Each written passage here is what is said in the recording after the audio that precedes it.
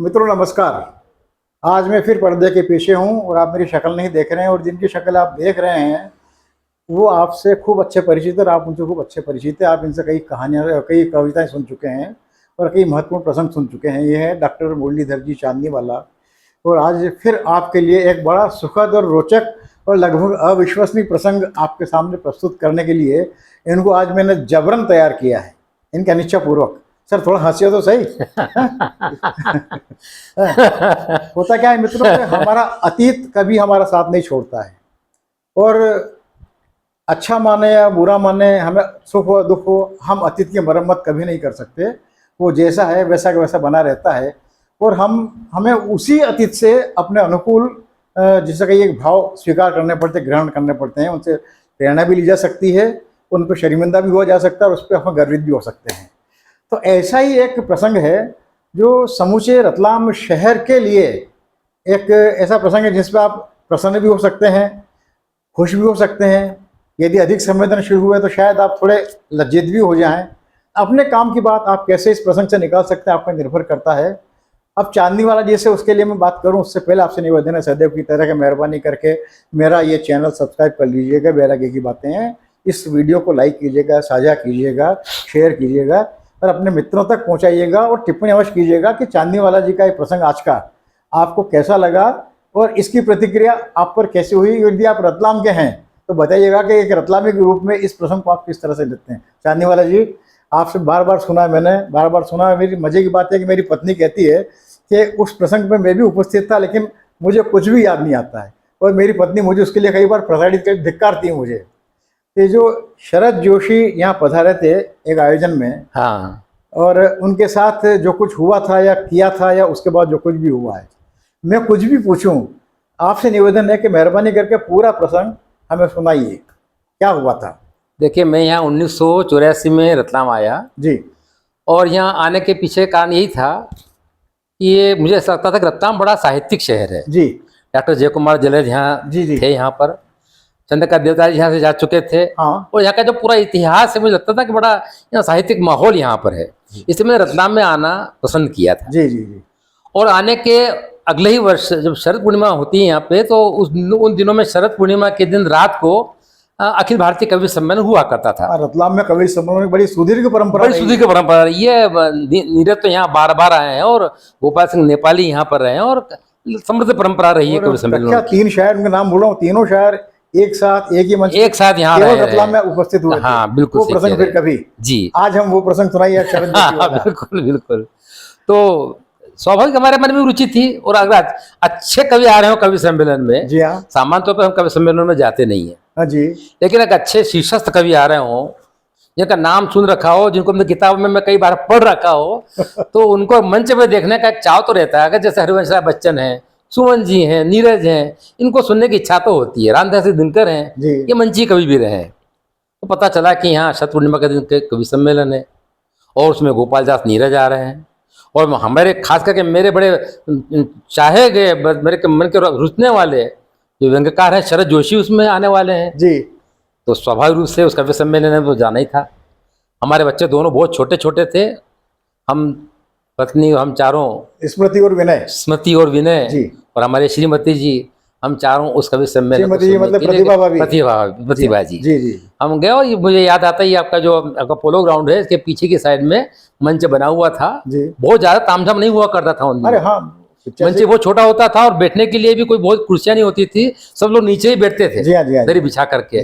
जैसे बैठ गए, जहां बैठ गए, कोई ऐसा कोई परेशानी नहीं होती थी, और रात रात भर बैठते थे लोग। जी जी। हम भी चूंकि बच्चे साथ में थे तो बिल्कुल आगे आगे हमको सौभाग्यवश आगे आगे जगह मिल गई। मंच पर देखा गोपाल दास नीरज बैठे हुए थे, जलज जी बैठे, जलज जी उसमें मुश्किल से 50-60 की उम्र के रहे होंगे, 50 साल की उम्र के वो बैठे हुए थे। और खास बात है कि कवि सम्मेलन का जो संचालन करने वाले थे हमारे रतलाम के जाने माने कवि प्रोफेसर अजहर हाशमी थे। अरे हाशमी जी तो रतलाम की पहचान है साहब। मुझको राम वाला हिंदुस्तान चाहिए, भारत में उन्होंने इसको गुंजा दिया वास्तव में। बेटियां पावन दुआएं, क्या अद्भुत कविता है। रतलाम का नाम रोशन किया हाशमी जी ने। हाशमी जी से युवा थे, सूट पहने हुए थे, और संचालन करके उनकी मुद्रा, उस समय मोबाइल नहीं थे हमारे पास में, तो बहुत सारे फोटो खींच करके आपके पास बताए। लेकिन इनको मंच पे देख करके अच्छा लग रहा था शरद जोशी बैठे हुए थे, और भी कुछ 3-4 और भी कवि थे, जी हाँ। पर शीर्षस्थ कवियों में यही थे, शरद जोशी जी और नीरज जी। नीरज जी। अब सब इस तैयारी से आए थे कि नीरज जी को रात भर सुनना है, जी तो हाँ। नीरज जी का जो दौर चलता था वो रात को 1 बजे 2 बजे बाद उनका दौर शुरू होता था, जी हाँ, फिर जी हाँ। सवेरे तक चलता था वो। तो निश्चित रूप से कुछ 2-4 कवियों ने पाठ किया, उसके बाद शरद जोशी जी को आमंत्रित कर लिया हाशमी जी ने। जी। अब शरद जोशी कविता तो पढ़ते नहीं थे, सब वो जानते तो हैं। निबंध पाठ किया करते थे। शरद जोशी पर्चे होते थे, पर्चे पे पूरा व्यंग पढ़ते थे वो। मेरे ख्याल से पूरे देश में उस वक्त में इकलौते ही व्यक्ति थे हाँ, जो काव्य के मंच पर निबंध गद्य पाठ किया करते। गद्य पाठ किया करते, बहुत सही कहा आपने। जी हाँ, जी हाँ।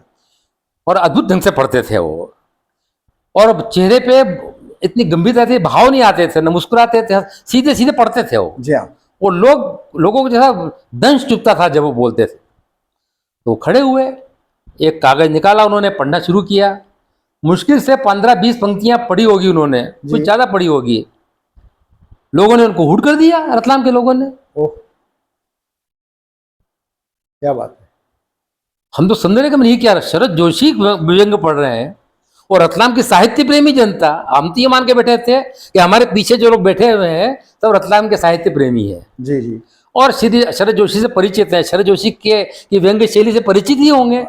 बराबर। शरद जोशी जैसे व्यक्ति को रतलाम तो खुद ही साहित्यिक मिजाज का शहर रहा है साहब। रहा है। हाँ। शरद जोशी, दो ही तो हमारे व्यंगकार है प्रदेश के, शरद जोशी और हरिशंकर परसाई। शरद जोशी को लोगों ने हूट कर दिया। शरद जोशी को लगा कि हो सकता है इनको पसंद नहीं आ रहा है। उन्होंने अपने बैग में से दूसरी एक पर्चा निकाला, जी वो उसको पढ़ना शुरू किया उन्होंने, जी। और उसी गंभीरता के साथ शुरुआत की उन्होंने। ये 3 लियाँ हो, चाहे जो भी था उनका, मुझे याद नहीं आ रहा है। जी हाँ। उन्होंने उसको पढ़ना शुरू किया, पढ़ते गए, मुश्किल से थोड़ा सा आगे बढ़े होंगे, लोगों ने फिर हूट कर दिया, दूसरा निबंध भी। दूसरा निबंध भी। जी। इसका तो ये हुआ कि रतलाम में शरद जोशी को कुछ सुनना ही नहीं चाहता था। ये बड़े आश्चर्य वाली, मेरे लिए तो बहुत आश्चर्य वाली बात थी। जी जी जी। रतलाम के साहित्यकारों को कितना आश्चर्य हुआ, कितना ताज्जुब हुआ, क्या दुख मनाया, मुझे बिल्कुल भी नहीं पता। जी मैं तो सन्न रह गया वास्तव में, क्योंकि मैं शरद जोशी से पहले मिल चुका था। जी। उज्जैन के कार्यक्रम में मुझे उनके एक संस्कृत दिवस के कार्यक्रम में मुझे उन्हें बुलाने का सौभाग्य मिला था, संस्कृत दिवस। जी जी। और शरद जोशी साहब व्यंग्यकार संस्कृत दिवस में आया था, और संस्कृत के समर्थन में अपना शानदार वक्तव्य देकर गया था विक्रम कीर्ति मंदिर में, जब मैं उज्जैन में पढ़ता था 71-72 में। जी। मुझे बहुत दुख हुआ। पीछे लोगों को क्या हुआ मुझे पता नहीं। शरद जोशी को पता नहीं क्या सूझी, उन्होंने संचालक से कहा कि भाई 1 गिलास पानी मंगवाओ। जी। हम श्रोताओं ने ये समझा कि दूसरे सर को, जोशी जी को प्यास लगी होगी, पानी पीने की आवश्यकता जी है, हाँ। तो 2 घुट पानी पी लेंगे तो ज़्यादा अच्छे ढंग से अपना प्रस्तुतिकरण दे पाएंगे। ये व्यक्ति दौड़ता दौड़ता गया, गिलास भर के पानी लाया। शरद जोशी ने गिलास हाथ में लिया, अपने दाहिने हाथ में पानी लिया उन्होंने, और उन्होंने ऐसे पानी छोड़ा, आज के बाद से मैं रतलाम नहीं आऊंगा। ओह बाप रे। ये कहते हुए मुझे इतना दुख हो रहा है अभी इस समय आपसे बात करते हुए, वो चित्र सामने आ गया बिल्कुल। ओह। शरद जोशी जैसा व्यक्ति, इतना गंभीर, इतना संवेदनशील, इतना जागृत व्यक्ति, रतलाम की धरती पर फूट हो अगर गया। पानी छोड़ करके चला जाए तो ये तो रतलाम की धरती का अपमान कहें क्या कहें, बहुत पीड़ादायक था वास्तव में। सर उसके बाद क्या हो गया सर? उसके बाद युवा शरद जोशी वहां से उठ करके चल दिए। जी। और मैंने जो दृश्य देखा वो ये था कि नीरज जी बैठे रह गए, जलज जी बैठे रह गए, कुछ किसी को समझ में नहीं आई, शरद जोशी उठ करके चल दिए। ओह। और कुछ देर के लिए तो यही लगा कि कोई समय समाप्त हो गया है, और बिल्कुल समाप्ति हो गया था। जी जी। धूल उड़ने लगी, चादरें उड़ने लगी, सब खत्म हो गया कि अब ये कभी शरद जोशी जब उड़ गए हैं तो उनके कैसे हो सकता हाँ है? बराबर, बहुत है ना। मतलब तो बड़ी मुश्किल बात है कि वो उड़ जाए और फिर कभी सम्मेलन हो, तो शरद जोशी का अपमान है वास्तव में, जी। पूरे देश के साहित्यिक जगत का अपमान है वास्तव में।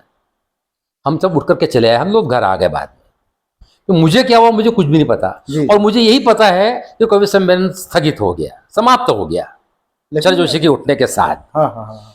लेकिन इसके बाद मैं भी कुछ दिनों पहले हमारे प्रोफेसर आजिम हाशमी साहब के पास में इस वाक्य के पुष्टिकरण के लिए गया। जी जी जी। अभी कुछ दिनों पहले की बात। जी जी। और मैं कहा हाशमी जी आपसे मुझे एक बात, इस संदर्भ में आपसे मुझे बात करनी है कि बताइए। वैसे 1985 में शरद पूर्णिमा के दिन जो कवि सम्मेलन हुआ था, उसमें क्या हुआ था, मैं उनके मुंह से भी सुनूं, क्योंकि ये वेदना मैंने रतलाम में किसी के मुंह से भी नहीं सुनी। जी किसी ने इसको मैं चर्चा में ही नहीं लिया। जी जी। क्योंकि रतलाम के लोग इसको चर्चा में नहीं लाना चाहते थे, अखबार में भी कहीं नहीं आया, शर्म की बात है, क्यों इसकी कहीं चर्चा नहीं की आया। जाए? स्वाभाविक है सर ये। उसे पत्रकार भी शायद इतने जागे हुए नहीं थे। अपनी जान कौन उगाड़े सर, सब कौन छुपाना उगाड़े? चाहते हैं। तो मुझे लगता है कि मैंने ऐसा तो नहीं कि मैंने ही कुछ नहीं देखा, मैंने कोई सपना देखा हो ये। जी मैंने हाशमी जी से कहा कि मतलब आप मुझे बताइए इस उस दिन क्या हुआ था। तो उन्होंने मुझे बताया कि चाहने वाला जी, सचमुच उन्होंने पानी गिलास मंगवाया, पानी लिया हाथ में और छोड़ा कि आज के बाद मैं रतलाम में नहीं आऊँगा, और वो चले गए थे और कवि सम्मेलन समाप्त हो गया था। फिर मैं उठ करके शरद जोशी को मनाने के लिए गया। बहुत मुश्किल हुई उनको मनाने में, लेकिन अंततगतवा वो मेरा मान रखते हुए, नीरज जी का मान रखते हुए, जलज जी का मान रखते हुए वो फिर से बाद में कवि सम्मेलन में आए और फिर उन्होंने व्यंग पढ़ा। अब किन परिस्थितियों में पढ़ा होगा, जी किन लोगों की उपस्थिति में पढ़ा होगा, और उस कवि सम्मेलन की जो आधा अधूरा कवि सम्मेलन रहा होगा उसकी क्या दशा हुई होगी, इसका कोई संदर्भ, कोई संकेत, कोई आधार कहने के लिए मेरे पास में नहीं है। लेकिन बड़ी बात यह है कि देखिए हाशमी जी भी अकारण तो वे कोई अन्यथा बात तो करेंगे नहीं, और बहुत जिम्मेदार आदमी है। हाँ। और वो भी सरस्वती पुत्र हैं, तो उनकी बात को हमने सच मानना ही चाहिए। और इसका संदेश जो मैं लेता हूँ कि बड़े लोग किस तरह से अपराधों को क्षमा करते करके हैं। उदारता बरत लेते हैं जी और वापस उपकार कर देते हैं। जी। तो शरद जोशी का ये प्रण और प्राणभंग, पर आप भगवान से ये प्रार्थना कीजिएगा कि मैंने जो अपना अभी अभिव्यक्त की है इसका पाप मुझे न लगे। आप चिंता नहीं करें, आपके साथ मैं भी शरीक हूँ। और मुझे लगता है कि जो भी संवेदनशील होंगे हाँ। वो सब आपके इस संस्मरण से अपने आप को जोड़ते हुए हाँ। जो आप सोच रहे हैं वो भी सब ऐसा ही सोचते होंगे। धन्यवाद धन्यवाद बहरहाल बहुत बहुत धन्यवाद आपने मेरे चैनल के लोगों के लिए। धन्यवाद। ये बहुत अविस्मरणीय, इसे प्रेरक भी कह सकते हैं और शर्मिंदगी वाला भी कह सकते हैं। लेकिन मैंने कहा ना कि हर श्रोता अपने अपने हिसाब से इसका अर्थ निकाले और इससे जैसा चाहे वैसा संदेश ग्रहण करे। बहुत बहुत धन्यवाद, बड़ी कृपा की आपने। नमस्कार। और चैनल वाले सुनने वाले मित्रों, मेहरबानी करके मेरा चैनल जरूर सब्सक्राइब कर लीजिएगा, ताकि मैं चांदनी वाला जी से ऐसे और प्रसंग आपके सामने लाता रहूं। बहुत बहुत धन्यवाद, नमस्कार।